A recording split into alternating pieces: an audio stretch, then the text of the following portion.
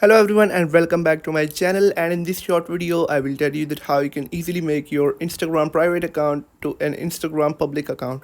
That's quite simple, interesting and easy, so make sure to watch the video till end so you don't make a single mistake.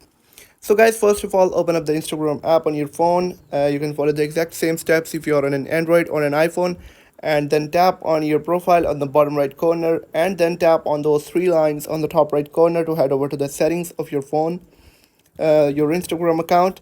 And once you're on this page, you'll be able to find an option of account privacy, and you will have to tap on it. And on the top, you'll be able to find an option of private account, which will be turned on by default. And if you want to make your account a public account, so that anybody will be able to see the post or videos you share on Instagram, all you'll have to do is to toggle this option off and then tap on switch to public. And that's it, your Instagram account is being converted into a public account. I hope you have found the video helpful. If you have found the video helpful, make sure to like the video and hit that subscribe button. And if you have any questions about the video, let me know in the comment section.